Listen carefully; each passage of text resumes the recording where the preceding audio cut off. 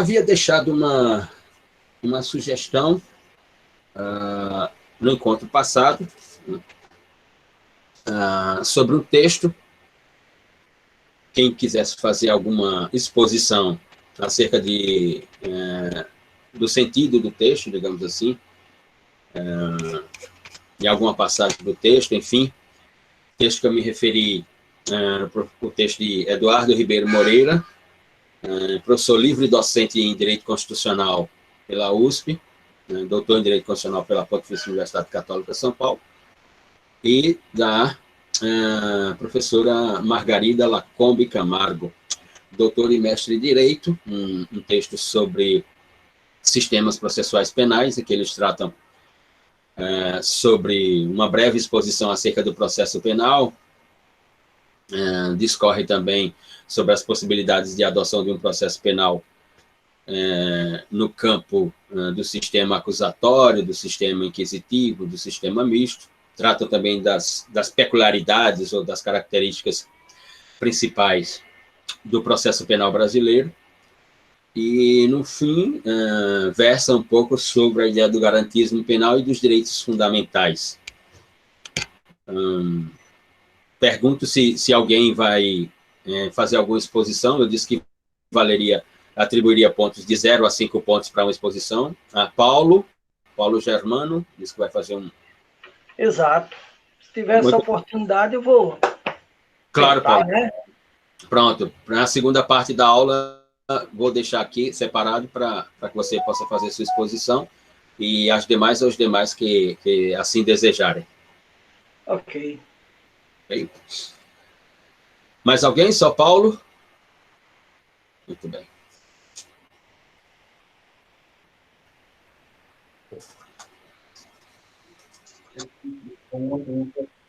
Eu também gostaria. Tá certo, Silvio. Tranquilo. Então, você e Paulo, por hora, digamos assim, né, estão na lista. Bom, quando nós estamos, na aula passada, iniciamos o capítulo referente aos princípios processuais penais explícitos na Constituição do Estado e implícitos à Constituição do Estado, né? E no último encontro falamos especificamente, iniciando a parte daqueles explícitos na Carta Magna de 1988, iniciamos com os princípios relacionados ao indivíduo, né? Ao sujeito, ao cidadão constitucional, digamos assim. E tratamos aqui sobre presunção de inocência ou não culpabilidade, sobre a ideia de ampla defesa e a ideia da plenitude de defesa. E, portanto, daremos continuação a esse capítulo, agora a partir do ponto que se refere, portanto, à relação processual, a partir digamos assim, desse espaço dentro do processo penal que diz respeito à relação processual, também na figura do princípio do contraditório. Bom, quando iniciamos esse capítulo, eu me referi a uma obra, que foi uma das perguntas que levantei aqui: qual é o conceito de princípio, qual é a definição de princípio, né? E enfatizei que os princípios não nascem na Constituição, os princípios não nascem no Código de Processo Penal, né?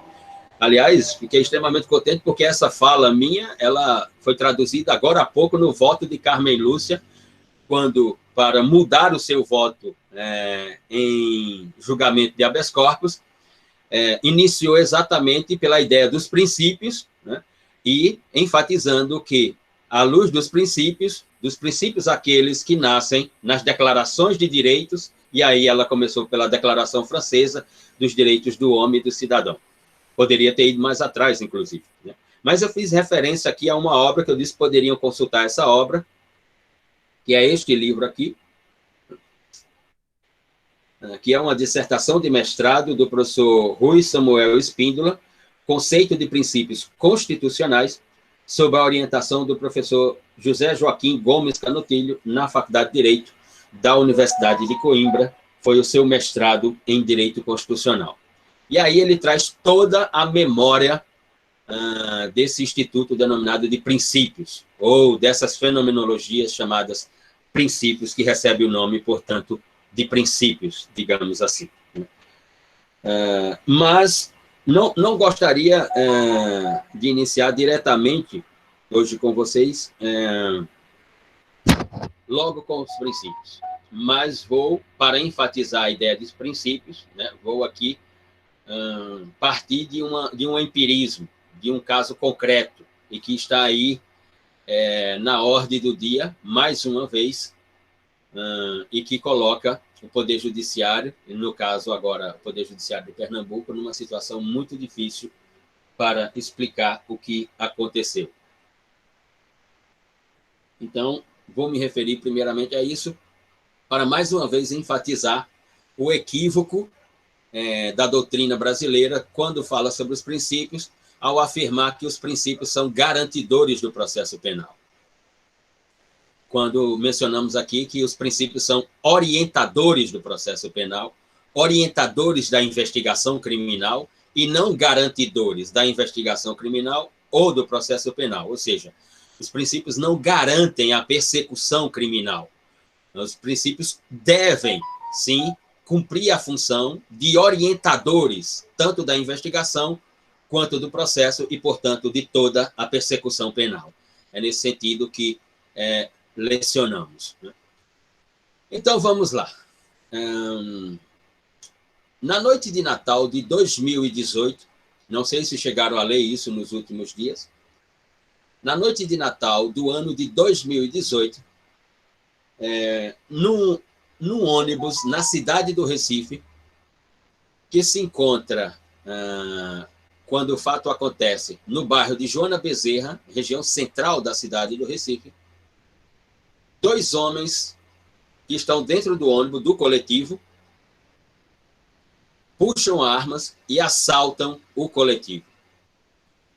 Esses 2 homens praticam um roubo dentro de um ônibus público na cidade do Recife. No momento da parada, de uma das paradas do bairro de Joana Bezerra. Eles assaltam o cobrador, à mão armada, e assaltam algumas pessoas dentro do ônibus. O ônibus tinha uma câmera e tudo foi filmado. Passou-se o Natal de 2018, passou-se todo o ano de 2019, passou-se todo o ano de 2020, chegamos em janeiro de 2021. E no final de janeiro de 2021, um promotor de justiça, então, ao ouvir uma testemunha sobre aquele caso, requer ao juiz da comarca a expedição de um mandado de prisão pela categoria de prisão cautelar de um investigado. O juiz concede o pedido ao Ministério Público, é expedido o mandado de prisão e o promotor, exatamente com a polícia, se dirige para cumprir o mandado de prisão cautelar. O submetido ao mandado de prisão cautelar é um funcionário do Clube Náutico Capibaribe, clube de futebol da cidade do Recife. É o massagista do Clube Náutico Capibaribe, seu nome, Paulo Mariano, também conhecido como Paulinho, que já havia sido massagista do Esporte Clube do Recife, onde começou sua carreira. Então, Paulo Mariano é preso. O mandado de prisão cautelar é cumprido. E Paulo fica 23 dias em prisão, até que sua advogada, por uma impetração de habeas corpus, consegue a ordem liberatória e depois de 23 dias, Paulo Mariano é libertado. A imprensa está lá e durante esses 23 dias acontecem 3 outros fatos. Primeiro deles, uma nota do Clube Náutico Capibaribe, afirmando que acreditava na inocência do seu funcionário, pelo tempo que lá trabalha e por conhecê-lo e que esperava uma posição da justiça sobre o que estava acontecendo. O treinador do Náutico, Hélio dos Anjos, treinador de futebol do Clube Náutico Caparibe, Hélio dos Anjos, dá uma entrevista para a Globo de Pernambuco dizendo que é improvável que Paulinho, tenha cometido aquele assalto na noite de Natal do ano de 2018, pelo que conhece da pessoa. O terceiro fato é a visita da sua mulher ao cárcere, no presídio Everardo Luna, presídio de máxima segurança, Everardo Luna. Repito, presídio de máxima segurança, Everardo Luna. E ele diz, como é que estão as coisas lá fora? Essa é a conversa que ele teve com a esposa. A esposa diz, te acalma, fica tranquilo, está tudo bem, a advogada está cuidando do caso, impetrou um habeas corpus, estamos esperando a análise pelo tribunal. Ele disse, não estou me referindo a isso. Estou preocupado com o meu emprego, com o Náutico. Será que o Náutico vai me demitir? Eu vou perder meu emprego? Como é que vou sustentar minha família? Eu sou inocente, eu não fiz nada daquilo. Você sabe, eu sei, nós sabemos, tem outras pessoas que sabem. Eu nunca estive naquele ônibus. O Náutico se manifestou e ela disse, não, o Náutico emitiu uma nota dizendo que não acredita nisso, que espera a sua reintegração ao trabalho e tudo. O treinador deu uma entrevista para a Globo do Recife aqui, falando a mesma coisa e tal, que ele conhece e tudo mais. Enfim, questão. Tudo que Paulinho, quando sai da prisão, depois de 23 dias, está toda a imprensa lá e faz uma série de perguntas. E a resposta dele é, eu sou inocente e a minha inocência ela pode ser comprovada pelas fotos que estão no meu perfil no Facebook, que comprovam que na noite de Natal de 2018, eu estava com minha esposa, meus pais, os pais da minha mulher, irmãos, todos na minha casa, aqui no bairro tal do Recife. Eu nunca estive naquele ônibus. Em momento algum eu estive naquele ônibus. E eu nunca cometi uma conduta delituosa na minha vida. Não tenho nenhuma passagem pela delegacia, nunca respondi a nenhum processo, nunca respondi nem mesmo a um inquérito na minha vida. Como é que isso foi possível? Bom, por um reconhecimento fotográfico, através do vídeo, de uma testemunha. Através dessa testemunha e esse reconhecimento fotográfico, o promotor de justiça se convenceu de que Paulo seria o autor da conduta e requereu a expedição de um mandado de prisão preventiva. E o juiz concedeu. De uma pessoa que nunca respondeu a um inquérito, nunca respondeu a um processo crime, mas o Ministério Público interpretou que era uma ameaça à sociedade. Por isso, a sua prisão preventiva era necessária. Mesmo não tendo uma prova documental ou uma prova mais contundente que pudesse atestar que era ele que estava naquele ônibus. Mesmo no Facebook dele estando todas as fotos da noite de Natal de que ele estava na casa dele. Qual é a questão aqui? A questão de cunho da investigação criminal, do processo penal. Ora, custava ao promotor de justiça, ao ouvir a testemunha ter visto o vídeo e ela ter dito, essa pessoa eu conheço, é fulano de tal. Custava ao promotor fazer uma investigação nas redes sociais para saber se a pessoa, o agora acusado, tinha perfil nas redes sociais e naquela noite do fato acontecido, registrado em delegacia de polícia e instaurado um inquérito policial. Custava aí fazer uma pesquisa simples e identificar no perfil do acusado, do então acusado, para saber se naquela noite de Natal, no horário que foi registrado o roubo, o assalto no coletivo, porque não nos esqueçamos, quando nós postamos uma foto numa rede social, Fica registrada a hora que você postou a foto. Então, não daria para levantar algumas hipóteses do tipo: qual é o horário do assalto ao ônibus? Tem fotos do acusado no Facebook? Tem. Foi postada que hora? Entre o assalto e a postagem da foto, quanto tempo temos? O ônibus estava na região central da cidade do Recife, no bairro de Joana Bezerra, e fulano mora na periferia, em bairro tal. Quanto tempo se leva para chegar, postar uma foto e fazer de conta que esteve a noite inteira lá? Ou o que aconteceu?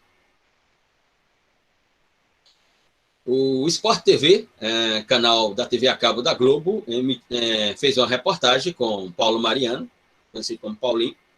Assisti a reportagem no programa Redação Sport TV do jornalista Rizek. Assisti o vídeo do ônibus e é inacreditável.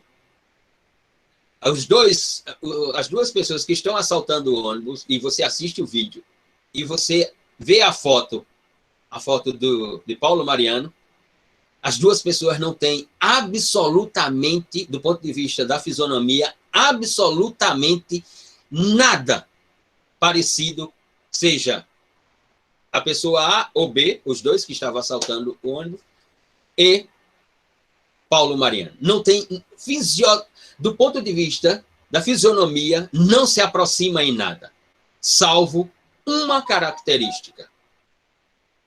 Qual é essa característica?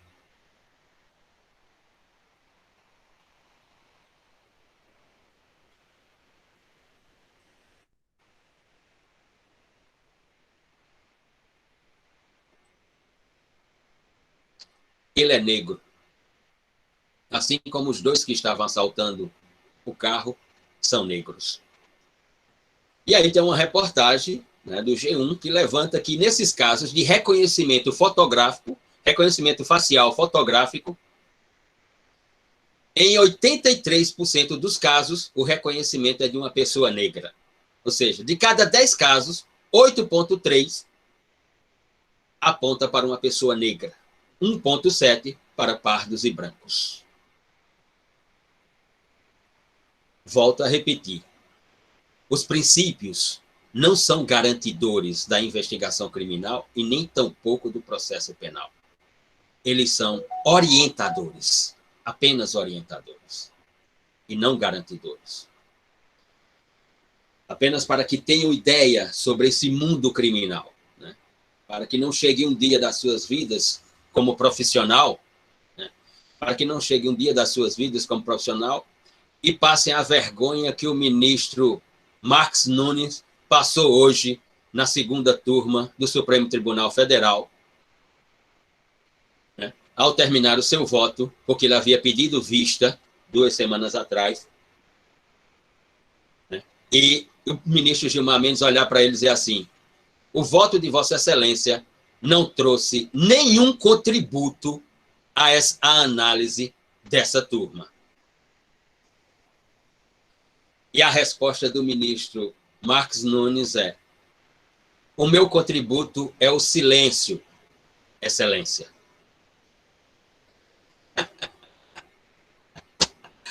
Claro que é o silêncio. Diga, Silvio. Ele está invocando, professor, ele está invocando um princípio que é do sistema inquisitório, né? Então ele é culpado, né?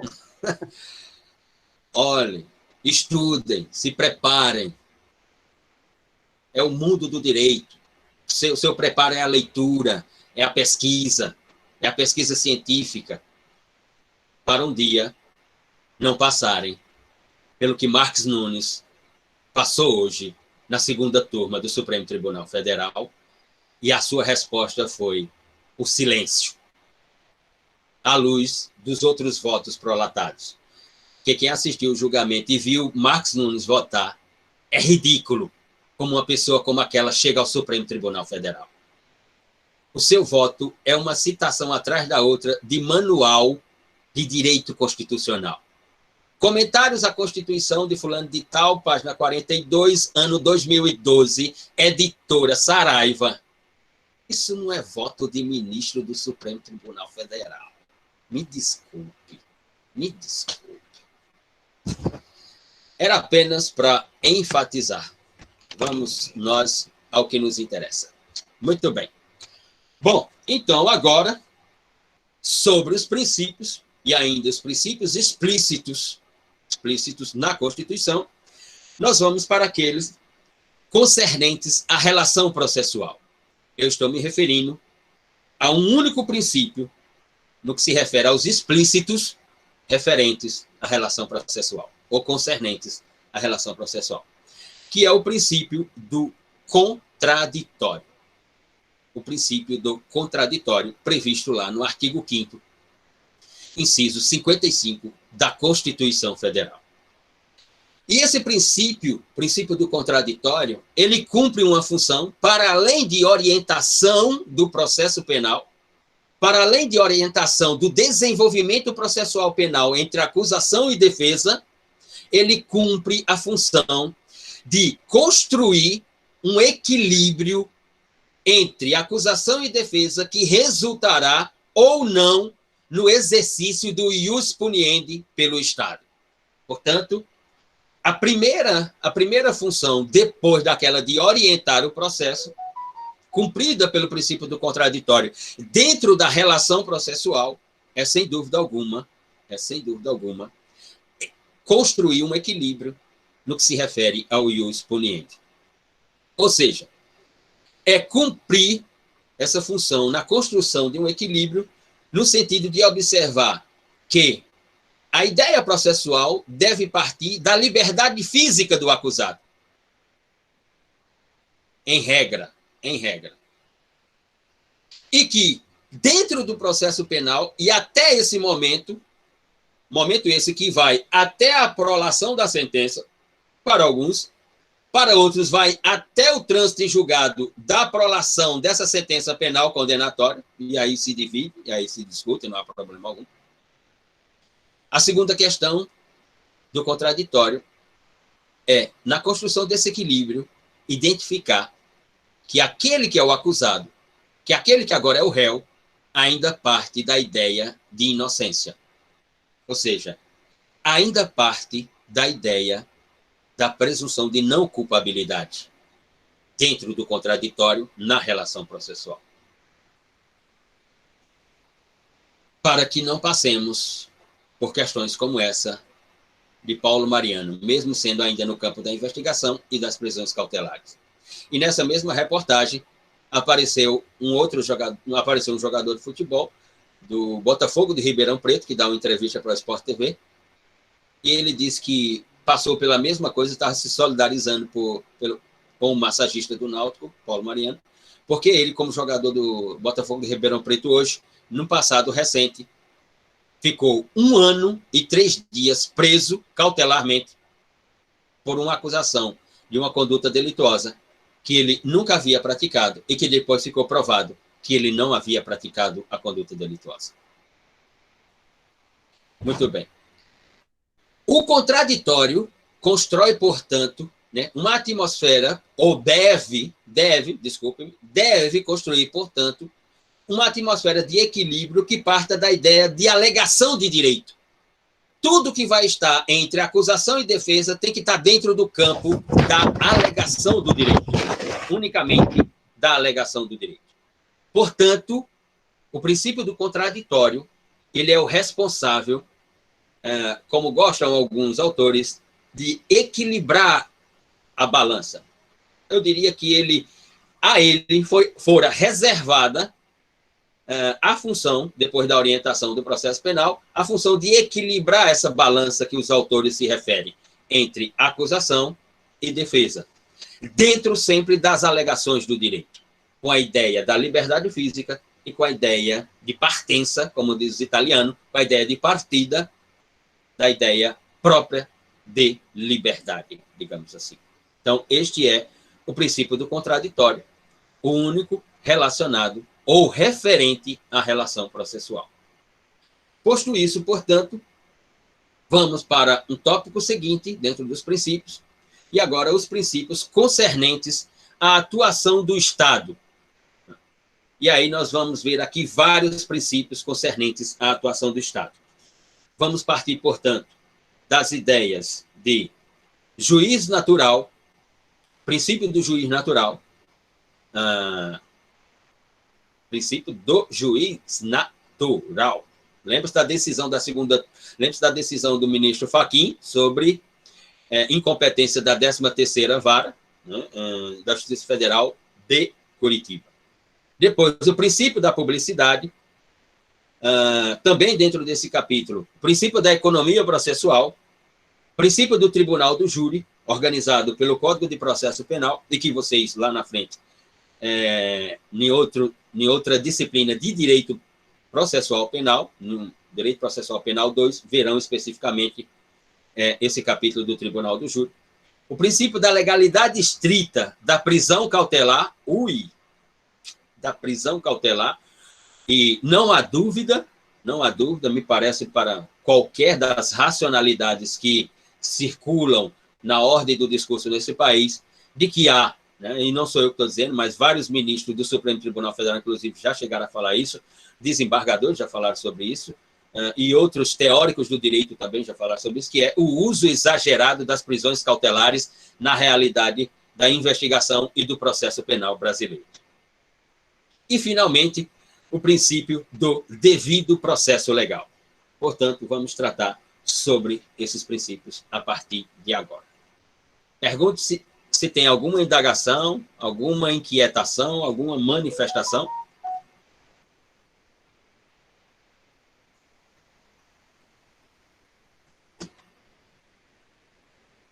Professor, o único princípio do processo penal que é explícito na Constituição é o contraditório.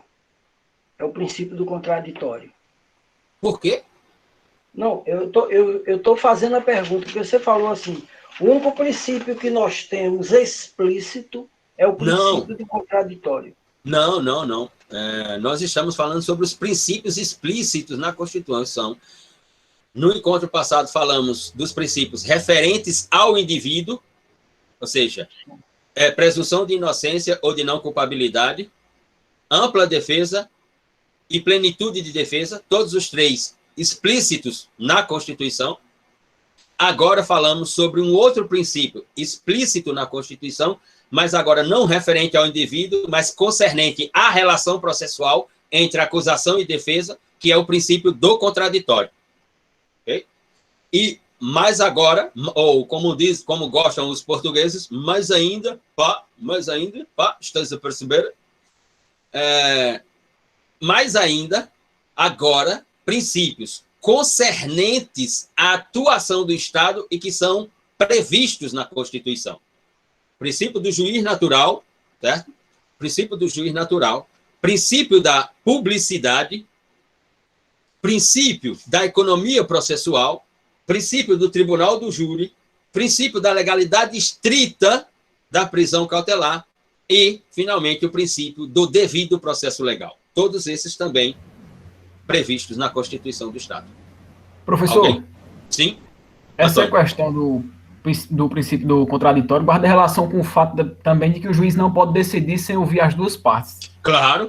Deve ter esse viés também. Por exemplo, o juiz não pode tomar uma decisão sem ouvindo, por exemplo, só a acusação ou só a defesa. Ele fazendo isso, ele violaria o princípio do contraditório. Acho que claro que sim. Já falamos aqui. Toda manifestação de uma das partes, o juiz tem que abrir vista para a outra se manifestar. Né? Toda manifestação da acusação, ela tem que ser contradita pela defesa. Toda manifestação da defesa, ela tem que ser contradita pela acusação. E, portanto, cabe ao juiz, como órgão do Poder Judiciário e do Estado, como órgão imparcial, né, ao momento da manifestação de uma das partes, abrir vista para a outra se manifestar, conceder prazo para que a outra se manifeste. Principalmente, e não é que seja, então tem 2 níveis de concessão de vista, Luciano. Não estou dizendo assim, a defesa se manifestou sobre algo. A acusação tem que ter a contradita sobre aquela manifestação da defesa. Mas digamos assim, esse ato judicante do magistrado, né, ele tem que se dar tanto nessa fase, quanto na fase que é preponderante. que é na fase de produção de provas no âmbito do processo penal e nas juntadas das provas produzidas no âmbito do processo penal e não mais da investigação criminal. E aí sim, esses são momentos contundentes.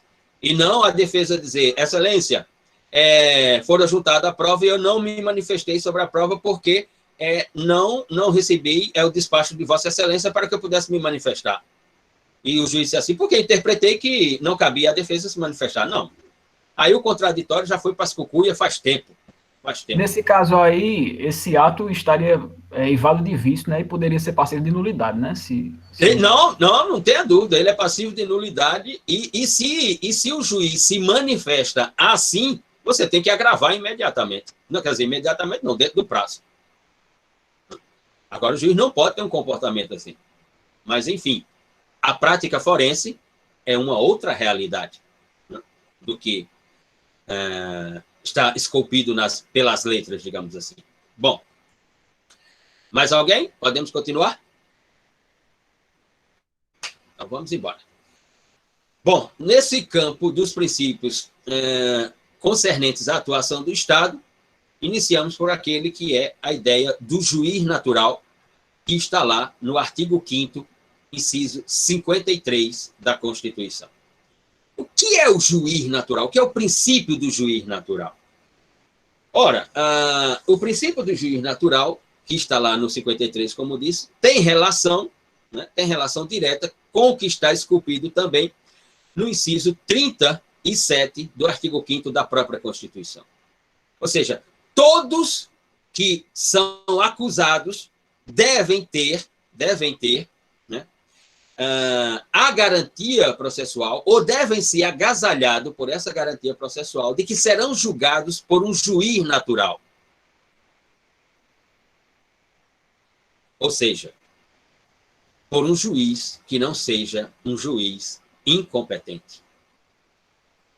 Ou seja, aqui envolve as ideias, para alguns, obviamente que há divergência aqui, mas para, digamos assim, em regra, envolve algumas ideias, como as ideias de competência, jurisdição, imparcialidade, mas, fundamentalmente, a ideia de imparcialidade, e que essa ideia também vai estar prevista lá na Lei 12.694 de 2012, naquela lei que nós já analisamos, ou seja, eu tenho que ser agasalhado pela garantia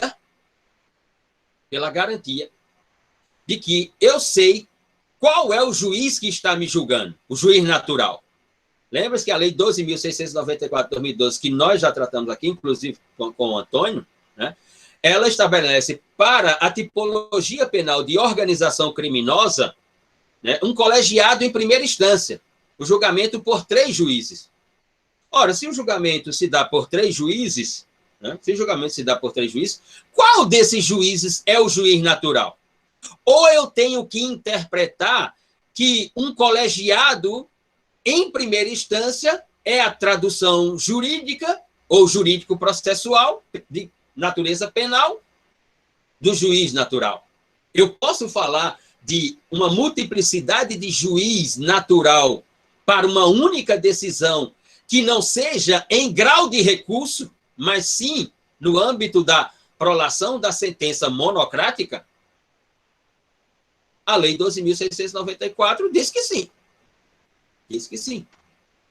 Diz que, como dizem os autores, a lei do juiz sem rosto é a tradução de um juiz natural. Obviamente que se faz necessário observar que a Lei 12.694, né, ela estabelece essa regra, digamos assim, né, ela estabelece essa regra unicamente para o tipo penal de organização criminosa previsto lá na Lei 12.850 de 2013. Não vale, portanto, para qualquer tipologia, mas pelo princípio da especialidade, né, eu tenho que interpretar que a regra da 12.694 de 2012, ela se restringe, portanto, no campo da interpretação, ao tipo penal de organização criminosa. Particularmente, nossa posição é de que a lei tem problemas de constitucionalidade referente ao juiz natural. Essa ideia de juiz natural, em primeira instância, penso que, do ponto de vista da estrutura normativa, apresenta problemas de constitucionalidade. Assim como o próprio tipo penal de organização criminosa apresenta problemas de constitucionalidade, já que ele não admite a ideia de autoria, coautoria e participação. Todos que estão na organização criminosa são, portanto, autores do delito. Você poderia perguntar, Luciano, mesmo aquele que não praticou a conduta vai ser autor do delito? Mesmo aquele que não praticou atos executórios, mesmo aquele que não foi o mandante da conduta delituosa, mas por estar no âmbito da organização criminosa, ele é autor do tipo penal de organização criminosa previsto lá na Lei 12.850. É nesse sentido que nos referimos, portanto. Muito bem. Então, e penso mais ainda, que a questão do juiz natural, ela é preponderante. Ou seja, eu só posso ser julgado, o réu, o acusado, só pode ser julgado por um juiz natural. Por um juiz natural. Aí vocês podem dizer assim, Luciano, mas não existe princípio absoluto, os tribunais superiores, os tribunais constitucionais, as cortes de defesa dos direitos humanos já se manifestaram no sentido de que não existe um princípio absoluto. É verdade, é verdade, é verdade. Mas eu estou aqui me referindo do ponto de vista da constitucionalidade, do direito constitucional interno, de que esse princípio ele não pode ser negado em momento algum. E interpreto, à luz da Lei 12.694, que aquilo é uma negação do princípio do juiz natural. Mas há posições muito divergentes dessa que acabo de esboçar. Eu diria, inclusive, que essa é uma posição minoritária. Mas não tenho segurança sobre isso, sobre essa última parte do discurso, digamos assim. Muito bem. Saindo do juiz natural, o princípio da publicidade, que aí sim vai se espalhar aí por diversas partes do diploma constitucional. Vamos encontrar lá no inciso 33 do artigo 5º da Constituição, no artigo 93, inciso 9 da Constituição, eu acho que no inciso 60, acho que sim, no inciso 60 do artigo 5º da Constituição. Então, vamos lá.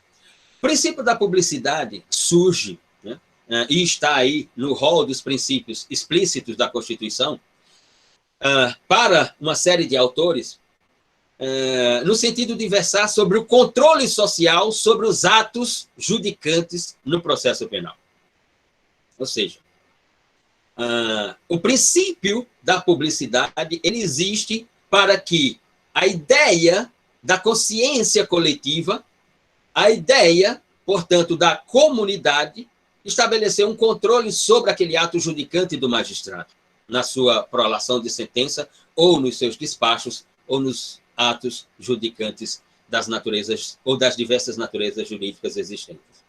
Então, portanto, ele funciona como uma restrição. Ele está dentro do campo das restrições, digamos assim. E aí alguns vão tratar de publicidade geral, publicidade específica, ou seja, tem que ter uma publicidade geral para todos saberem qual foi o ato judicante, ou uma publicidade específica entre as partes, ou para o mundo jurídico apenas. Como se dará essa publicidade? Que, inclusive, a Lei 12.694 de 2012 também trata sobre essa questão da publicidade. Mas aí surge uma indagação, quer dizer, surgem várias indagações, mas uma que podemos afirmar que ela é interessante, digamos assim, que é a ideia interrogativa se o juiz pode decretar sigilo por conta exclusiva do interesse social. O juiz pode decretar sigilo dos atos processuais unicamente por haver um interesse social de que isso se mantenha em sigilo?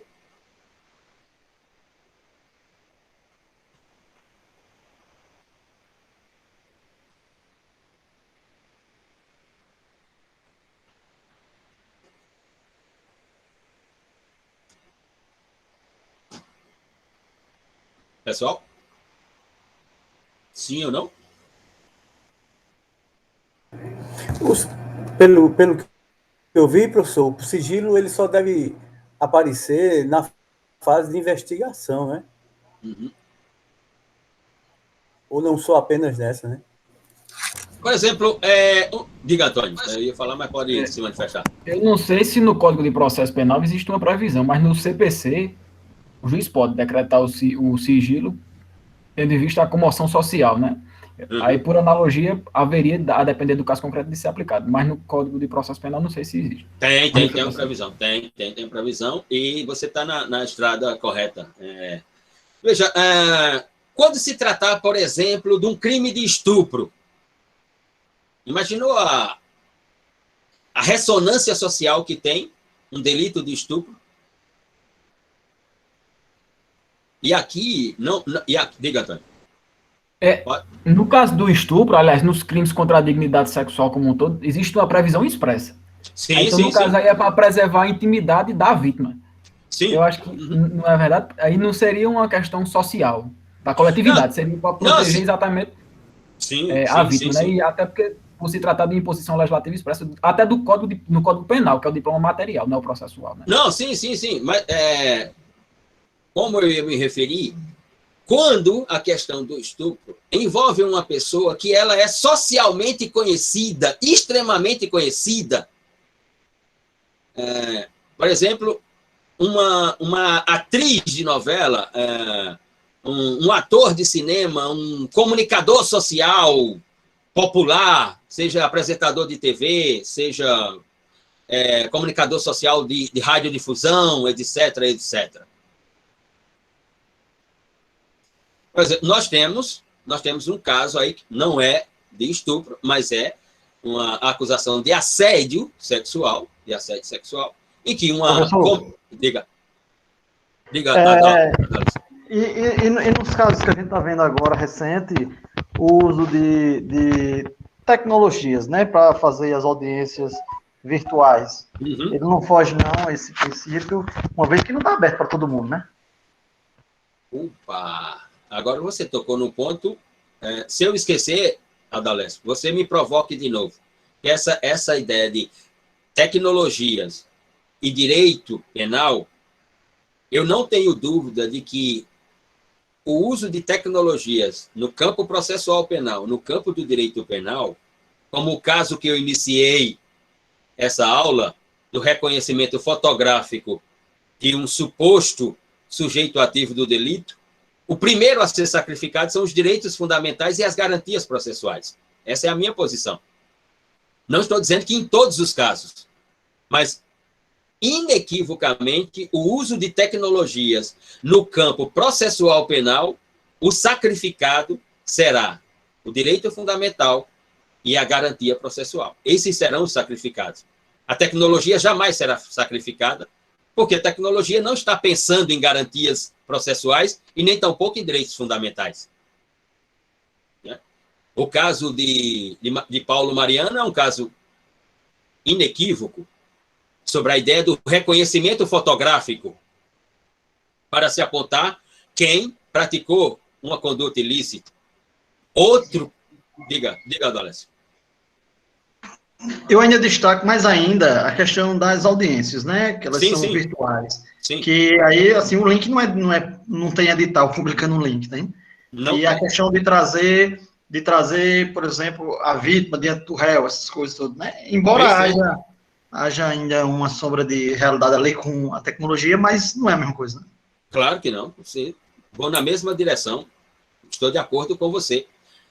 A partir do momento que estão todos dentro de uma sala virtual,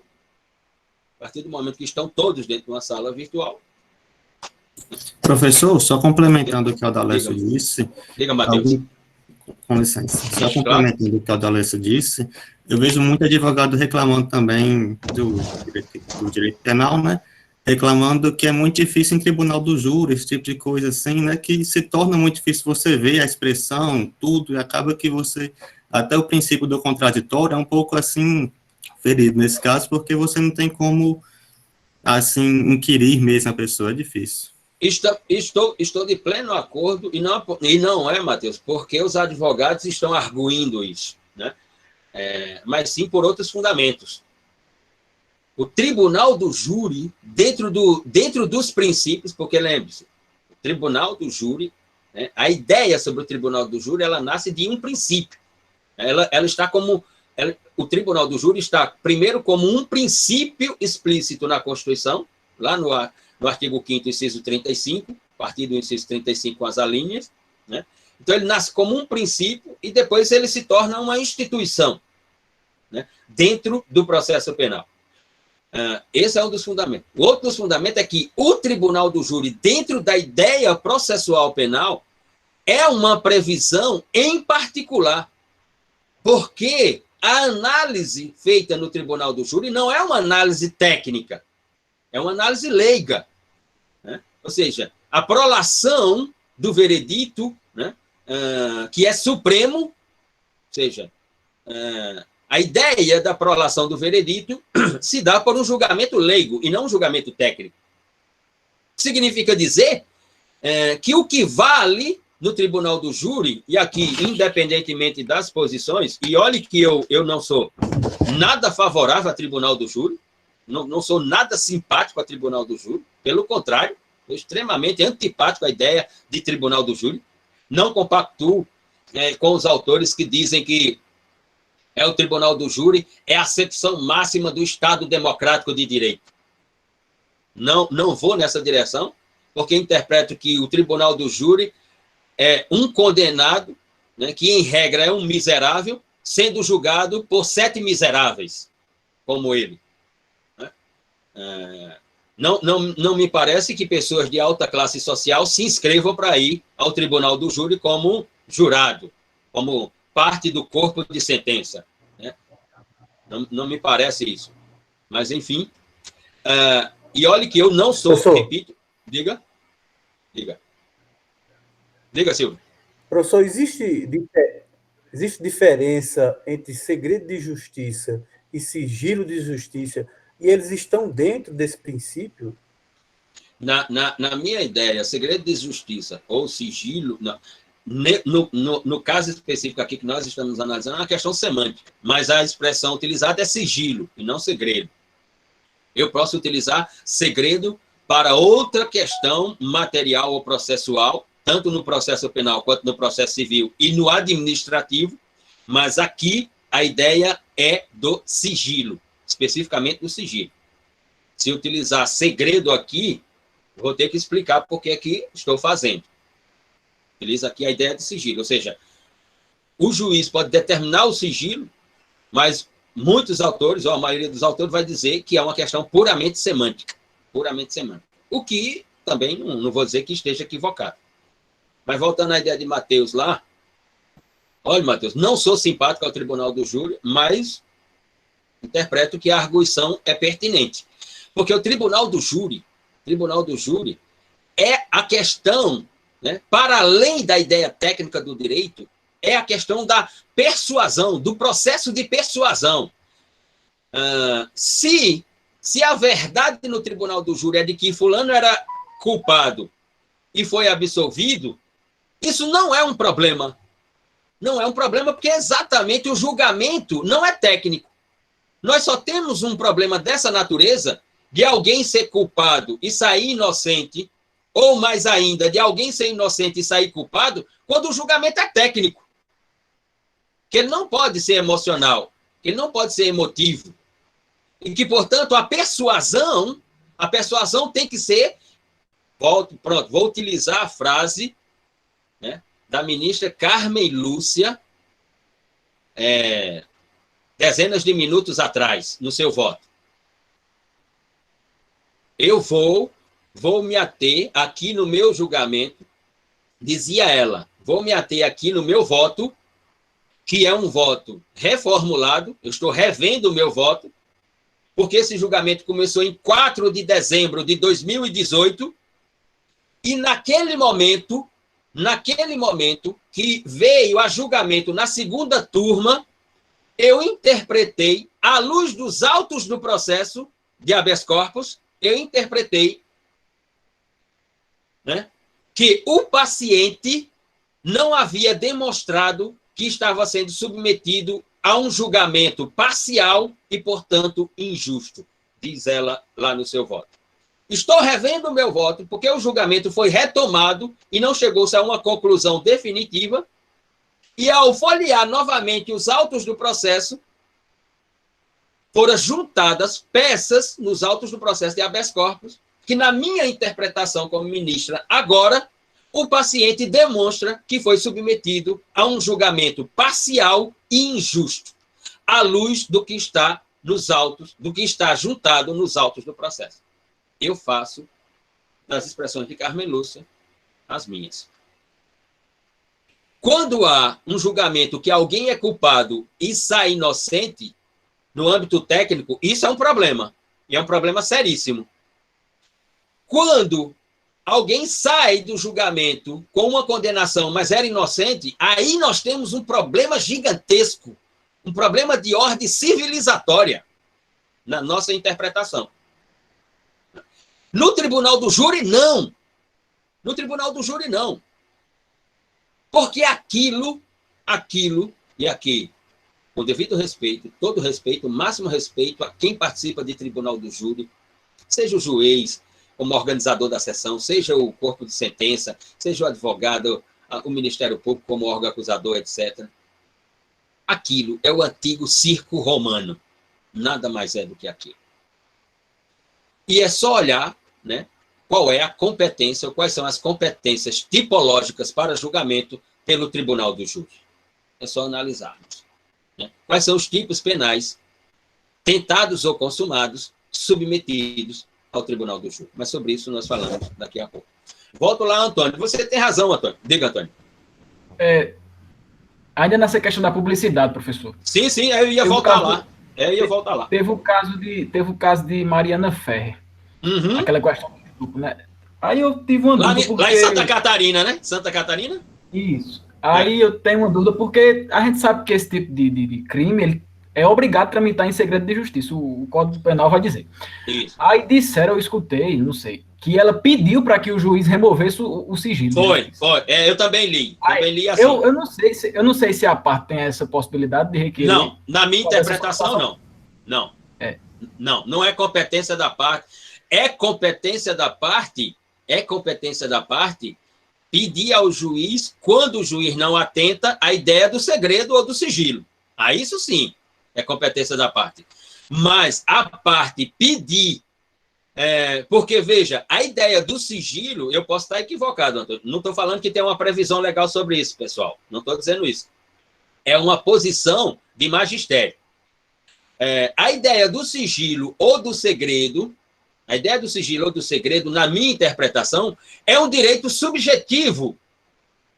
Pode se caracterizar como um direito subjetivo, que eu gozo dele quando ele se torna objetivo. Ou seja, eu vou responder o processo, meu advogado, defesa técnica de excelência, decreto e sigilo do andamento processual, decreto o segredo dos atos judicantes, etc. e tal. O juiz... Se o juiz notar que não há uma previsão legal sobre a questão de competência, sobre o caso em si, tipológico, ele pode dizer qual é o fundamento, doutor, e aí a defesa argue o fundamento.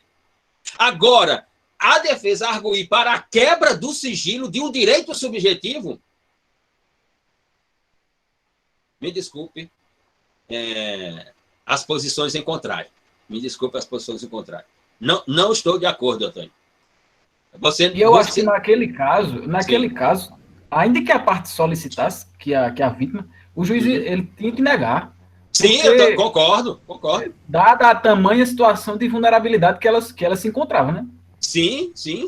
E sem falar, né, e aqui não estou querendo, de maneira alguma, construir reserva jurídica para A, B ou C, mas nesse caso específico, nós tivemos lá, prestando depoimento, pessoas públicas, que são públicas nacionalmente.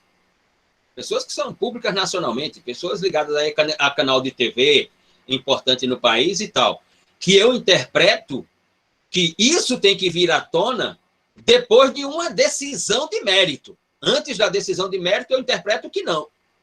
Agora, houve uma prolação da sentença, seja ela condenatória ou absolutória, aí sim, aí se quebra. Aliás, não é nem se quebrar, aí se extingue o sigilo ou o segredo, na minha interpretação.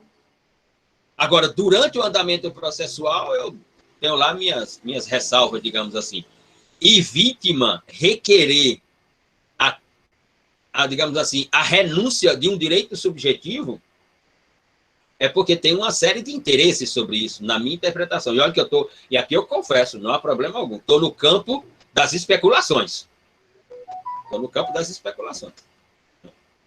Professor, continuando aí no campo das especulações, eu sei que aí a gente está falando do direito da publicidade, sim, do princípio da publicidade. Já no processo. Mas uma coisa que me incomoda muito, e aí é um paradoxo, como o senhor citou nas primeiras aulas, acho que na primeira, essa questão ainda, quando ocorre um determinado delito e a pessoa é exposta publicamente pela imprensa. Né? Que nós já vimos aqui, né, Silvio, que sendo votado o novo Código de Processo Penal, o PL 8045/2010, sendo votado da forma como a redação está lá, foi entregue pela Comissão de Notáveis, e essa questão ela será minimizada, porque nós temos um artigo lá de previsão, né, de preservação total da imagem das partes. Os delegados, professor, os delegados de Polícia Civil, e aí eu quero me reservar ao direito apenas de estar relatando, eles já se colocam todos elegantes para aparecer na televisão, né? De certa forma, aquela versão apresentada torna-se uma sentença, né? Pelo menos na visão de quem está assistindo aquele programa, e aí foge aí os direitos como todos os outros, né? Vão se perdendo os direitos, né? Claro. Bom, voltando à publicidade, como dizia Antônio, e ainda, Antônio, nessas questões de crimes sexuais, seja de dignidade ou liberdade, e aqui vou abrir um parênteses para enfatizar, tem uma posição nesse campo, que é o título 6 da parte especial do Código Penal Brasileiro, com reforma dada pela Lei 12.015 de 2009, né, porque antes se chamava dos crimes contra o costume, agora se chama título 6, dos crimes contra a dignidade sexual, capítulo 1, dos crimes contra a liberdade sexual. Interpreto, diferentemente, mais uma vez, da doutrina brasileira, de que o capítulo 1, que trata sobre liberdade sexuais, sobre os crimes contra a liberdade sexual, tem um artigo que não deveria estar nesse capítulo, que é o artigo 217-A, o estupro de vulnerável. Porque, na nossa posição, o estupro de vulnerável não diz respeito à ideia de liberdade sexual, mas sim de dignidade sexual. Porque o menor de 14 anos não tem liberdade para escolher se vai ter ou não um ato sexual, se vai se submeter ou não a uma relação sexual. Já que a presunção de violência contra ele e a presunção de culpabilidade, ela é absoluta. Isso pode se discutir, e até podemos discutir. Mas colocar o menor de 14 anos num capítulo em que o capítulo é da liberdade sexual, sem ele ter essa liberdade, já que o artigo 217-A já diz isso, já que a posição jurisprudencial do Supremo Tribunal Federal diz isso, já que a Lei 8.069 de 90, o ECA, diz isso, então o artigo 217-A, estupro de vulnerável, não poderia estar no capítulo das liberdades sexuais. Porque, no que se refere ao menor, para fechar o discurso, não se trata de liberdade sexual, mas se trata de garantir a dignidade sexual do menor de 14 anos. Né? E eu diria mais, não é nem de garantir, mas de orientar normativamente falando a ideia da dignidade sexual da menor ou do menor de 14 anos de idade. Fecha o parênteses. Professor, diga como o senhor tem falado aí, essa questão de princípio, quando a gente diz que ele é para proteger um direito, fica complicado, porque, por exemplo, a gente tem um caso lá do arremesso de anão, lá em Paris, né? Ele queria ser arremessado. Eduardo Rabenrocha é quem gosta dessa história. E aí o princípio garante um direito a ele que ele nem quer, né? Mas já que você... Eduardo Rabenrocha, quando leciona sobre direitos humanos, Gustavo Rodrigues, história clássica. Eduardo Habermas, quando leciona sobre direitos humanos, na perspectiva crítica, ele sempre coloca esse caso. E eu vou na mesma linha. Ou seja, eu vou proteger a dignidade humana do anão, né? E eu deixo o anão desempregado. Ou seja, eu tiro um direito fundamental do anão, que é o direito ao trabalho, porque o direito ao trabalho é um direito fundamental. E aí? Como é que fica essa ideia de proteção? Por isso que toda vez que aparecem nos discursos jurídicos essas expressões, proteger, garantir, eu fico assim, e tem estrutura para isso? Para garantir? Né? Porque eu lembro, já que você tocou nisso, Adonis, eu lembro do meu tempo de estudante em São Paulo, né? Eu tenho um amigo, Adalto Couve Mendonça, vou citá-lo aqui algumas vezes. Hoje ele é um advogado em São Paulo, tem um escritório de advocacia para mais de 15 advogados contratados para ele e tal e tudo mais. E eu, no meu tempo de estudante da turma, descobriram que tinha um bar no bairro de Santana, na Zona Norte, em São Paulo, que era só a gente pegar o metrô ali no Largo, descendo o Largo São Francisco, no Anhangabaú, e ir direto, que era no final dessa linha, que era Santana, o bairro de Santana, agora é Tucuruvi, se eu não me engano, tem mais 2 estações de metrô para frente, e descobriram um bar chamado Papagaio de Vintém. E esse bar era muito interessante, isso era os anos 90, 96, 98. E esse bar era interessante porque era um bar que você ia para paquerar. Só que a paquera lá era bem diferente. Você chegava, aí tinha tipo uns... como é que se chama, minha nossa? Uns biombos assim, como se fosse um camarote, tipo um camarote. Você chegava com seus amigos, ficava lá e tal, e no meio da mesa tinha uma espécie de uma caderneta. Aí você começava a olhar para os outros camarotes, via alguém interessante, bababá, aí você escrevia alguma coisa nessa caderneta, e no canto do bar tinha um mini palco que ficavam uns anões. Então você chamava um desses anões, dava o bilhete para ele e ele levava para a pessoa que você queria que lesse o bilhete. E ele ficava esperando a pessoa escrever um bilhete lá também para ele trazer para você.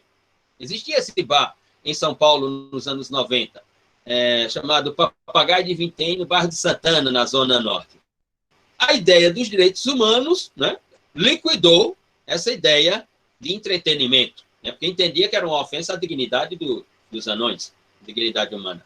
E o bar teve que mudar a metodologia de paquera, né, e os anões perderam o emprego, ou seja, direito fundamental ao trabalho. É como diz Rafael de Jorge, cada inclusão necessariamente pode provocar uma exclusão. É preciso estar atento. Voltemos, portanto, à parcialidade lá no discurso com o Antônio. Primeiro, interpreto, sim, que o juiz pode decretar o sigilo, ou para alguns o segredo, pode decretar o sigilo ou o segredo, só não sei se exclusivamente, né, por interesse social, mas o interesse social, ele é fundamento para a decretação do sigilo, na minha interpretação.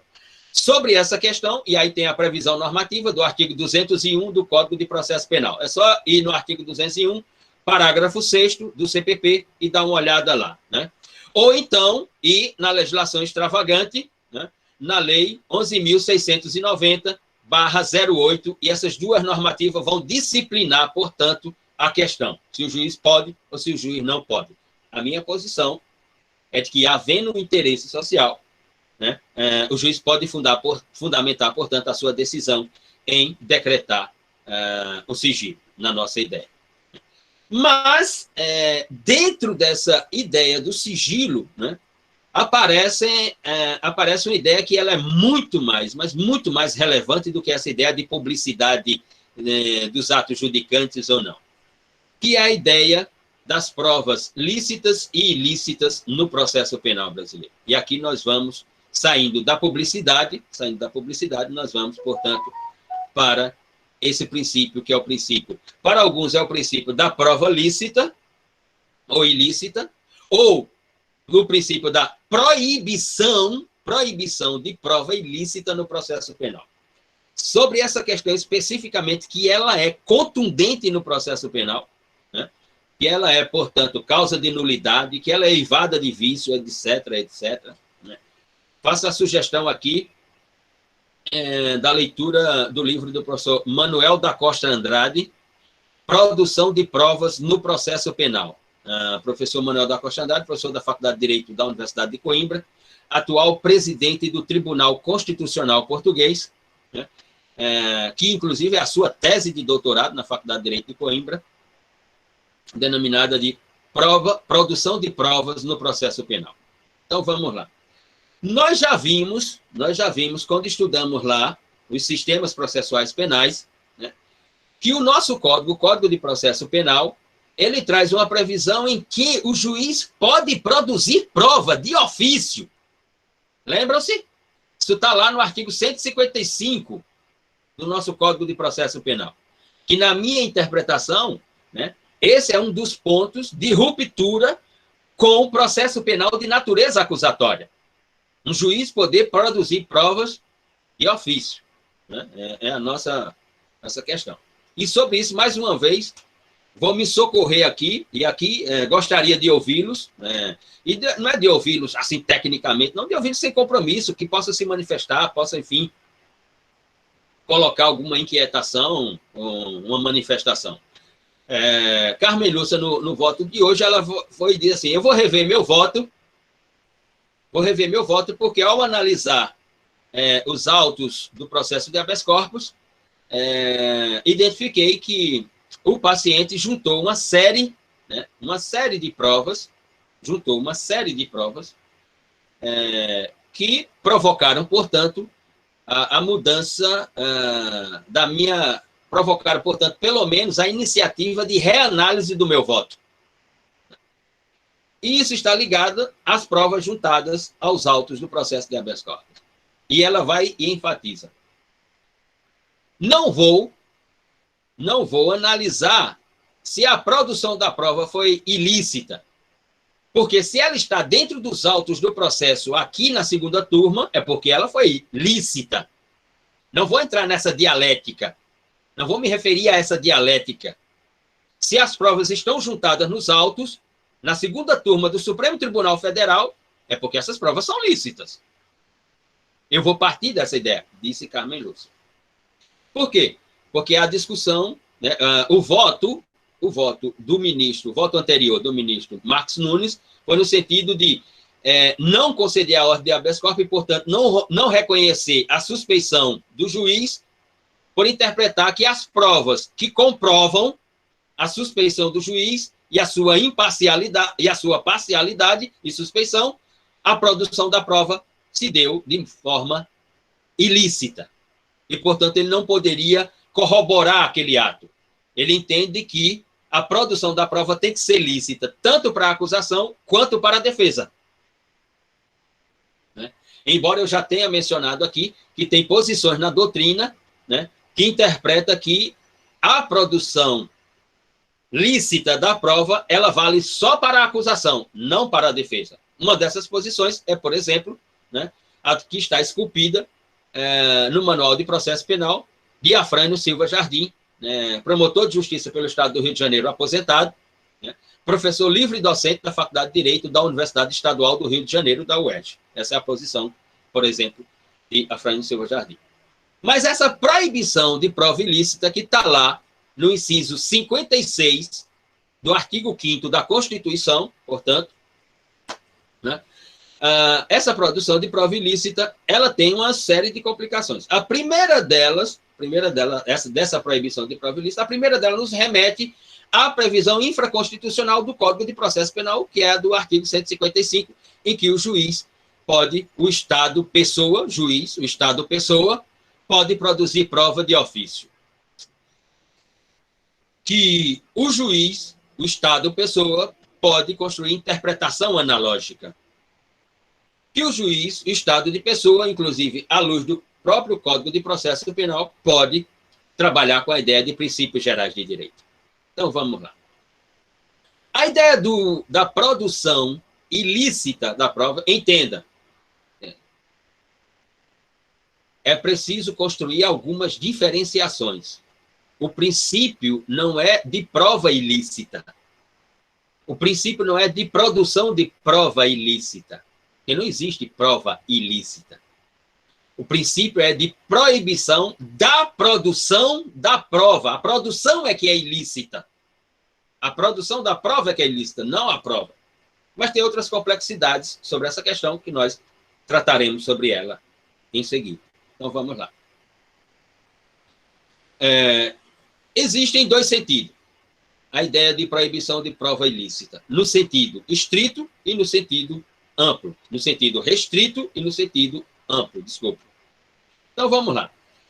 A produção da prova, a produção ilícita da prova pode se dar materialmente. O ilícito pode se dar materialmente. Ou seja, pelo ato da obtenção, pela ação da obtenção. Como é que a prova foi obtida? A prova foi obtida sob meio de coerção. Uma coerção ilícita. Então, materialmente, a produção da prova é ilícita. A produção da prova pode se dar de forma ilícita, formalmente falando também. Ou seja, em descumprimento com o que determina o regramento normativo material e processual, infra e constitucional. E aí, o campo dessa produção ilícita se dá entre gênero e espécie, entre ilícitos, ilegalidades e ilegitimidades. Toda vez que eu estou falando sobre ilegalidade, eu vou estar falando sobre o gênero da produção da prova. Eu posso dizer que a produção da prova foi ilegal quando eu estou no campo do gênero da produção da prova. Eu posso dizer que a produção foi ilícita, que a produção ilícita se deu de forma material ou pelo âmbito formal, e aí eu vou estar falando de espécie e não de gênero. Ou eu posso estar falando de uma produção de prova ilegítima, que também vai ser uma espécie de prova. Então, eu tenho duas espécies de proibição, duas espécies no campo da ilicitude da produção, eu tenho duas espécies. Eu tenho as provas que serão ilícitas e as provas que serão ilegítimas nas espécies. E eu tenho um campo, a produção da prova, que tem problemas, quando se dá pela ideia de prova ilegal. E aí eu estou no campo do gênero. Sobre a questão da ilicitude de gênero na produção da prova, mais uma vez, peço que deem uma olhada na Lei 11.690 de 2008. Por quê? Porque o legislador da Lei 11.690 de 2008 construiu uma ampliação do conceito de ilicitude na produção da prova. E é preciso dar uma olhada lá. Portanto, é a recomendação que eu faço. E nós temos ainda também, no campo da ilicitude de gênero, a ideia que surge quanto à ocultação da prova ilicitamente produzida. E aí, a doutrina vai se referir a esse campo quanto à ocultação da prova ilicitamente produzida por duas perspectivas. Perspectiva A, prova ilícita por derivação, e ela é interpretada como um veneno. Não há salvação para essa prova. E B, a ideia, portanto, da teoria da proporcionalidade dentro de uma ideia de razoabilidade sobre a produção da prova. Que, na nossa interpretação, foi exatamente o que aconteceu hoje na análise, na segunda turma, e desde a retomada do julgamento, 2 semanas atrás, com Gilmar Mendes, com Lewandowski e agora com Carmen Lúcia. Que é a ideia dos interesses individuais e da sociedade sobre a questão da proporcionalidade de ilicitude nessa prova. Por exemplo, o discurso de Carmen Lúcia hoje foi, e que é na direção de Lewandowski e Gilmar Mendes, de que o que os hackers fizeram é ilegal. É ilegal. Invadindo a conta de WhatsApp de autoridades do Estado, invadindo a conta de Telegram de autoridades do Estado, como juiz, como procuradores, aquele ato é ilegal. Mas aquele ato não é uma produção de prova. Não é exatamente uma produção de prova no sentido estrito, na ideia que, inclusive, pode ser circunscrita entre gênero e espécie. A partir daquele momento,